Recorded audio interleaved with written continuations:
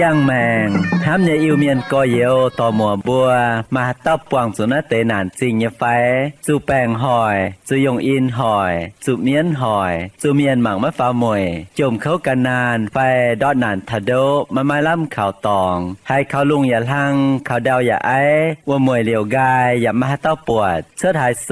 ตายสี่มาให้เต้าห้ำบัวอย่างทั้งจังมาบุกกันในโรงเรียนนอทำในเมียนมัวอีบัวมาคู่เฟียนอทานปุ่นไม่บัวมวงได้คู่เฟียนใส่เถงบัวจิบตู้เย็นเยียวเนเสียงแมงใส่กองไม่บัวเมียนมัวต่อยให้เต้าให้กันในแมงเขาให้มาเย็นเยียวนอกุ้นเหลียวเหี้ยวจิมหวังเจนนำเตียนทายจ่ามิงโอ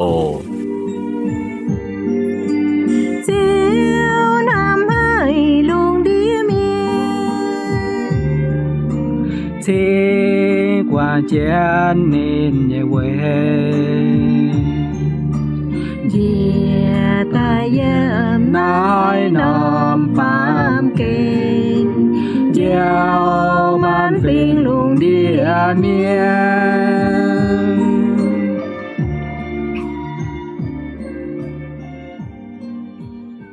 anh hơi nhẹ cho dễ giật chúng liều hiếu mùa tiền thải như miền mùa lành trình chiếu thì nung như ên bêu chịu cầu chân bùa chia tài bùn bùa tố mại bành on bùn bùa anh tố mại lồng hại như chàng phương tỏi chia nát tiền thải lòng dòi lồng tít tiền chẳng hồ chọn hám chiếu như vả tỏ chiếu như vả tại on hiếu bùa bùn bùa hại tráng vươn bùa nhị xiên phim yêm y chản thảo bùa tố phường chiếu nhị chẳng hồ in hỏi bùa lòng dòi trường chân chọn hám chiếu như vả sẽ yêm epheso sâu ta lùa chàng yếm nghi chụp giết yểm mình thảo nghi chụp phầy yểm epheso sâu ta lùa chàng yếm nghi chụp giết yểm mình thảo nghi chụp phầy yểm thúc bùa lòng dòi trường chiến khói chiêu như vả xuất tài chim màng và lòng dòi muồng chiến chiêu như vả mình ổ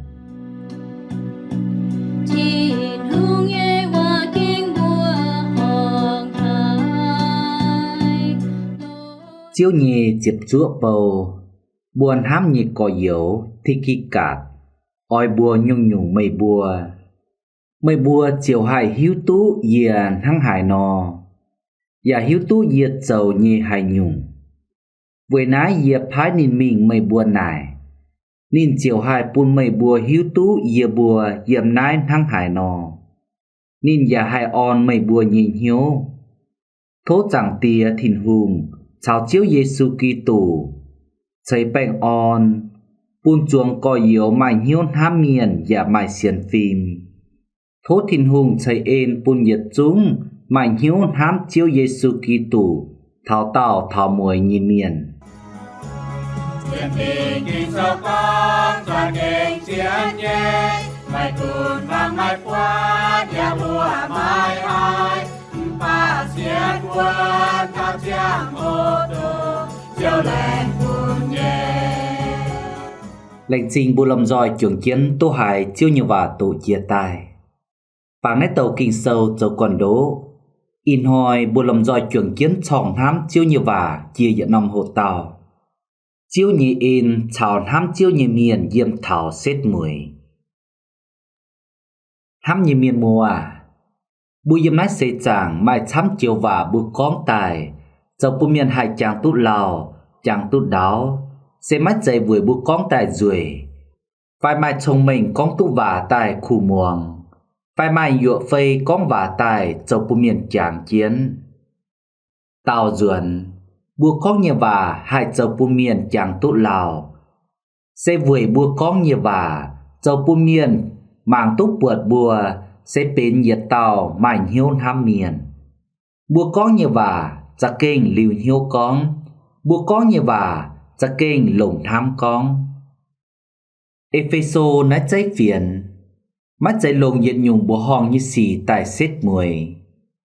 liều xếp mùi như phiền và mắt cháy con hiểu bùa oi trụ dầu nái oi trụ dầu vua bà Epheso nói cháy phiền xếp mùi xê xuẩn nhê lồng nhiệt tạo chiếu nhì khu bầu chăn chản cắp chiến Paulo phụ sù chiếu bà mái nào mai hai tạo hiếu thảo nái tạo bầu xe thi kỳ cạt liu Epheso nái cháy phiền và tu xét mùi chia Paulo nhì tạo cao và Paulo tạo cao bún Epheso trình chịu bàng nhì miền và phiền hát nhì tạo cao với bùa yết chúng ý chán hỏi xiên nhì miền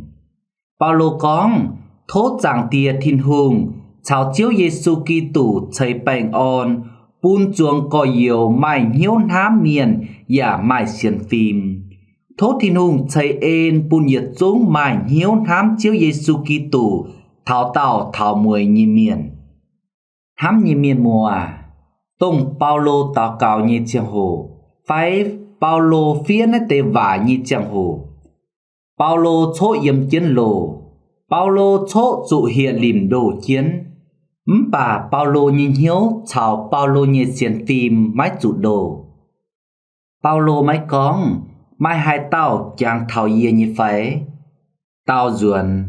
Paulo khung qua hiếu thảo chịu bàng mang cá Epheso trình chịu bàng chọ mai miền xiên vươn chiếu như phải Epheso trình chịu bàng chọ mai miền on hiếu như phải với nái Paulo ở phía on thảo Epheso trình chịu bàng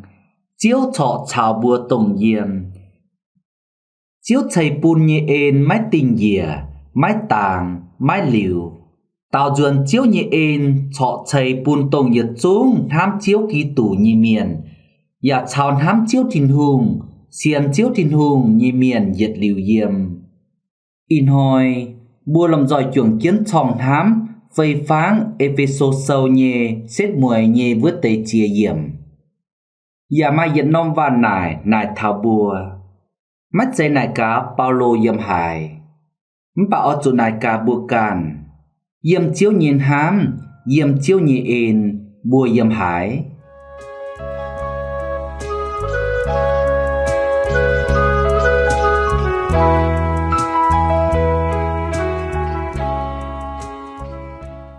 con thảo chiếu nhìn ên chào hám chiếu nhìn miền diệt liều yếm tê yết kìn bùi chuồng chiến chòng hám yếm nái chiếp chúa miền sẽ bên chiếu như khu trà tòng với lồng on chịu bàng chiếu như và yếm nghỉ chiếp yết mình tháo nghỉ chiếp nhì yếm thằng này con chiếu như chiếp chúa bầu buồn hám như có yếu thì kỳ cạt oi bùa nhung nhung mây bùa chiều hải hiếu tú yê thằng hải nò và hiếu tú yê chầu hải nhung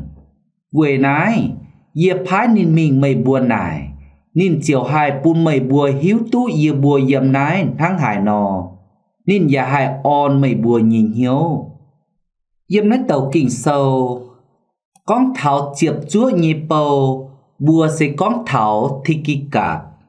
yết tàu bên chiệp chúa nhị bầu can chiến Paulo phụ số thìn hùng sẽ yết tàu thính Paulo phùng phiền chui phiền bún thảo Epheso trình chịu bàng thảo Colossi chịu bàng thì khi cạt nó nông bùa như ấy lấy sẽ mảnh lồng vườn chia lồng như miền tông thì khi cạt mai nhê nhung nhung lồng sẽ mất giấy yếm nín càn mai tú phùi tú sẽ giật xuống yếm chiếu thiên hùng như ên chảy bún tài buổi nái thì khi cạt hiếu chiếu như ên buộc thảo chiếu như ên chảy bún nín túc bê nhiệt tàu mảnh lồng vườn chia lồng như miền tháng này thì khi cả chiều chó nên càn như mảnh phùng bún thìn hùng lồng với phù su thìn hùng châu thìn hùng như công thì khi cả châu như công sẽ lô như chám như bà mai nàng mai miền hiếu thảo thì khi cả đồng hai chám bà thì khi cả mai chó nái tài đọt hiếu tao duẩn nhìn cún lồng hiếu như phụ su thìn hùng chiệp chúa như phụ su thìn hùng buổi nái yếm nái tàu kinh sâu trình con thì khi cả sẽ bên nhiệt tàu chiệp chúa như bầu yếm chiến nái tây chia yếm kinh sâu phía như trang hồ thì khi cả oi chủ anh châu nhiệt nhung công sẽ thính Paulo chui phiền mình thảo Epheso trình chịu bàng Buổi chủ Paulo chủ vườn chiến lồ, Paulo mãi hài mình tú. Paulo con thảo thi kỳ cạt, sẽ bên chiệp chúa nhị bầu, bên hám hải nhị còi dầu. Y chản thi kỳ cạt oi chủ mình thảo Epheso trình kiều bang. Tỏ Paulo phía nhị phiền chui thảo Epheso trình kiều bang. Và con thảo Paulo như chào lẩu bún thảo Epheso trình kiều bang hiếu tú. Hiếu tú Paulo yếm hải, Paulo châu hải nhung. Paulo yếm chiến nhị tòng xe năng hải nò. Hám nhị miền mùa à, chiệp chúa nhị bầu xe thi kỳ cạt. Nhìn mái giấy khung tỏ phiền, chui phiền bùn miền háng. Nhìn nhị công, và oi chủ anh, on hiếu miền. Thi kỳ cạt duân thảo Epheso trình kiều bang, sẽ mất tan khung tàu phiền bùn Epheso trình kiều bang háng. Và oi chủ mai buồn nhị on hiếu Epheso trình kiều bang. Thi kỳ cạt tàu như phiền, oi chủ tàu chiên, mái tùng con cào chỗ phải con cào chám. Liu sẽ con nhìn con chiên, xuống kiều bang nhậm Epheso trình kiều bang, chiều qua hiếu, chiều môn hiếu thảo Paulo buông như xỉ. Mai chám miền chiều đót hiếu, xiên phim chiều mau dìa và mai nhê. Vừa nãy Paulo trung hiếu đảng, và bùa thi kỳ cạt, mây oi chủ on hiếu nhìn bùa. Chiếu chọ chào bùa tổng diệm, chiếu nhẹ ên chọ chây bùn bùa. Hám như miền mùa à, nãy giờ tiêu và giao thảo bùa y chàn hoi lồng hải. Mai cuốn chiếu nhẹ bầu mà hay nhung xỉ chuốt. Chiếu nhẹ bầu buông chủ chía nhung xây hiếu, chiếu nhẹ bầu đọc dìa. Bà bùa mái tùng nhé, mái tùng lại con thiên hùng nhẹ ên mái chây bùn bùa à, mái chây. Chiếu thiên hùng nhẹ ên, chàn chàn chây bùn bùa, tông chiệp chúa, tông xiên chiếu, tông hám chiếu nhẹ miền. Bùn bùa chàn chàn mai cao chiếu nhẹ ên với châu khú xỉ. Chây bùn Paulo, hải tía tú chia nhung khấu, chọ mai hiếu qua thảo xiên nhẹ miền. Chây bùn tí kỳ cạt, bên nhà tàu chiệp chúa nhẹ bầu, mái cún, mái tu miền hiếu, mái tu miền thải, bà chiệp chúa nhẹ châu chiếu nhẹ cùng, bên tàu phiền nhẹ miền, chào on hiếu nhẹ miền. Xây con bùa chiệp chúa nhẹ chào chiếu, xây con bùa xiên vuôn chiếu, xây con buồn hám chiếu, như giả xiên tình con chiếu nhẹ ên giả chây bùn bùa, với bùn bùa mai cao lồng châu nhung nhung khú xỉ.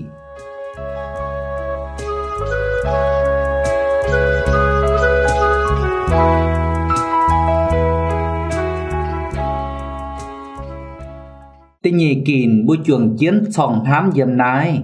sẽ chiếu thiên hùng chây bùn nhị phú, châu còn đố bùn bùa xiên chiếu nhị miền dầm nái xây chàng. Chiếu như và dâm nghị chập phàm dầm thang nái con. Thố chàng tiệt thiên hùng, chào chiếu Giê-xu Kitô chây bèng on, bùn chuồng có yếu, mãi nhiêu hám miền và mãi xiên phim. Bùa mẫu là miền dâm nái xây chàng dâm dàng. Chim lò bèng on như cháu sẽ bên tờ yết. Yê ở lò chín nhàn chám với oi thênh yê nhê xin chàng, yê nhê mùa tỏi, yê nhê chiên chế tụ lồng. Với bùn yê nhê hiếu mài bèng on. Yê ở lò mình tao mình hồ, với bùn miền hiếu tụ yê chám, bùn miền mài hiếu quả hiếu thảo yê, thênh yê, bong yê, tông yê chủ khấu nhê chàng hồ. Liu bùn yê tú mai tòng bảng, nái và dân nhung thình thảo yê nhìn hiếu bèng on. Nái xây nhung ba, yêm chiến chia xin nhung, nái bàm kên bàm miền lò bèng on như cháu. Hám như miền mùa à, bùa xiên chiếu, bùa bền chiếu thiên hùng như miền, bùa nhẹ bèng on, mái dây yêm chín nhàn, mái dây yêm mình tàu mình hồ, xây yêm chiếu thiên hùng. Yêm Johann sâu chụp phơi trang, nhì chụp chết yểm, chiếu Giê-xu con thảo chiếu nhẹ bèng on chảy bùn bùa, chiếu Giê-xu thang nái con. Yê liều bèng on bùn mây bùa, xây yê can nhẹ bèng on yê chảy bùn mây bùa, yê bùn nhẹ mái háng bà miền bùn nhẹ, mái tùng rào phàn và mái tùng cầm dìa. Chiếu bùn nhẹ bèng on, xây mái dây hai chản bùa mài nhàn chám, bùa mai mình tao mình hổ chám bùa chính tài yên diệu bèn on phải mắt giấy bùa yếm chân nào nghìn như tóng yên diệu như tóng bùa chính tài mai bèn on chiếu bùn như bèn on mái cuốn bùa yếm chân tu yên diệu phải chủ rào như tóng bà bùa nhìn hiếu mày tòng khảo mày tòng bảng nái sẽ chiên bèn on chiếu chảy bùn bùa con thảo nái bùa xăm mảng thảo Paulo như mày Paulo chốt chủ vườn chiến lồ yếm chân này nên chiếm chủ bèn on chảy như phải bà Paulo mai chiên bèn on với chủ nên mai chiếu Giêsu Kitô yếm chân lồ bà anh thố bèn on bùn thảo cây nhìa mái chủ vườn lồ như miền tháng này mai chiên bèn on mai làm khảo tỏng mai hiếu hám miền mai xiên phim nãy xây dựng xuống chiếu thiên hùng thầy bùn nhị phú bùn bùa màu tạo xiên chiếu nhị miền bên còn đố bùn bùa yếm nãy xây chẳng yếm giang nãy tây chia nhung phú thiên hùng thầy bùn bùa xây mấy giấy bảng chín nhàn châu còn đố mấy giấy bảng mình tạo mình hủ châu còn đố mấy giấy bảng yên nãy bảng kiên yên diệu như tòng châu còn đố yết xuống bảng chiếu thiên hùng châu còn đố buổi nãy bùa yếm nãy xây chẳng bùa oi tu mai chiên bèn on xây bùa oi chủ chăn chăn chào chiếu chiều thùng mái tùng lầy chiếu oi chủ chăn chăn phụ su chiếu oi chủ hám chiếu oi chủ xiên lông chiếu bùa sẽ bên hay hòa chiếu sẽ bên con bùa oi chủ chàng kiến chiếu chiếu chiếu chàng kiến bùa xây con bùa xiên vốn chiếu bùa hám chiếu bùa diệt chúa nhị phụ su chiếu thìn hùng bùa bên háng hay hòa chàng kiến còn bùa chản bùa mắt tan khung tú mày chàng kiến háng chiếu anh xây phú bùn bùa hay gọi bèng chàng piếu nái sẽ bế thảo yết tàu miền như mảnh yếm nái bàm kênh tú thìn hùng xây phú và chàng mai còn đố vươn như miền lãnh trình bùa lồng giỏi trường kiến chồng hám chiếu như và thảo nái đảng bèn chồng hám chiếu như và bỏ chân mình bùa làm giỏi chuẩn chiến muộn như tiêu dùng trình chiếu đảng ổ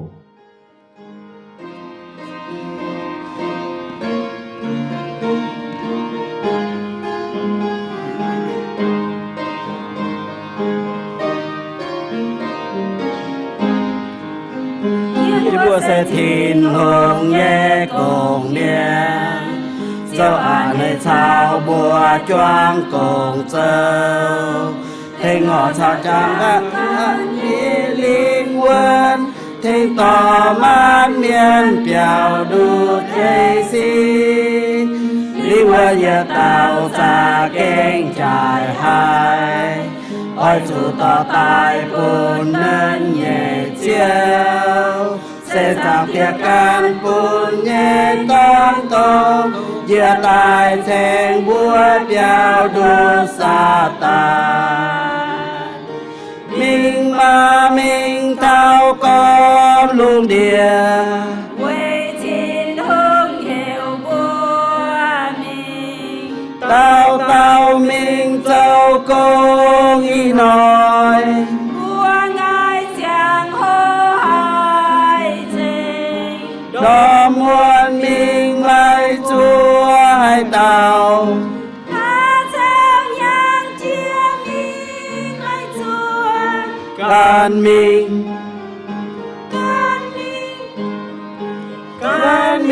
to linh quần mai tung vàng vàng mai tung là lao can to linh quần ê chiêu nhẹ linh cùng miệng kênh số mai tung lung quần ôi chủ mai nói chào mai bèn phim chiếc giang cha khê buồn mình buồn tai thanh sang linh quân bèo đốt nhảy tai chiều nhẹ sinh kia phai ye bùa mình đôi miền mình cháu công y nói mình mà mình thao con lung địa quê chín hương hiệu búa mình tao mình cháu công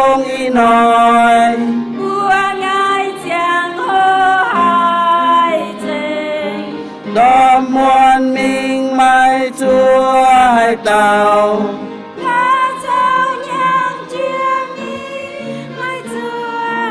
can mình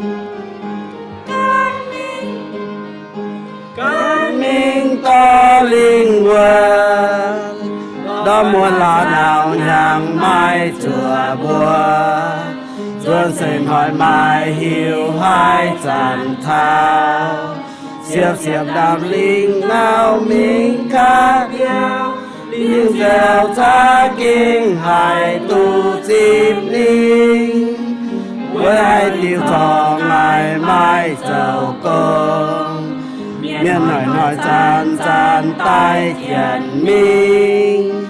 mây coi ngày muôn quang của phai mai to linh với phong họ chiều phai mình thao con luôn địa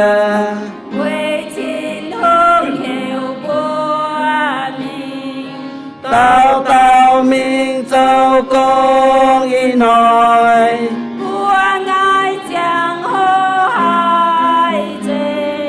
đó muôn mình mai chúa hai tàu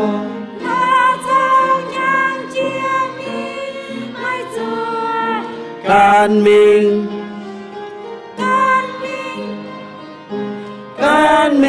ta linh quần lệnh trình bộ lòng giỏi trường chiến tu muông hai dịp tiêu dung trình chiếu chia tài thà nái bởi anh trường chiến có mình tập phàm kín chiếu như ên thầy bùn tổng hám chiếu như miền thảo tàu thảo mùi chiếu như và yếm nghị trực vây với yếm thố chiếu thiên hùng thầy ên bùn nhiệt chúng mạnh hiếu hám chiếu Giêsu Kitô thảo tàu thảo mùi như miền hám như miền mùa chiếu như ên thầy bùn bùa chiếu thầy bùn chiếu ảnh hải rõ ruồn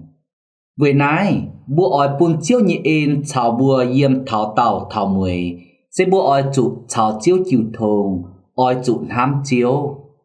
Israel như tí yết tàu hùng Sao lô tút dầu hùng sẽ mắt dây vùi nền cản phùi tú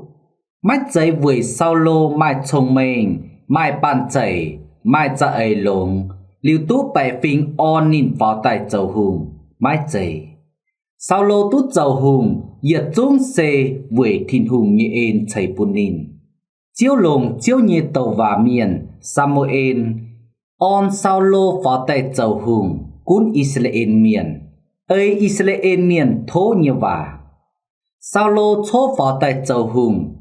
sao lô phải phim phải ấy nhé cảm gia thiên hùng muông thiên hùng như tàu và miền về chủ nín chia tú nín tút dầu hùng xê thiên hùng như ên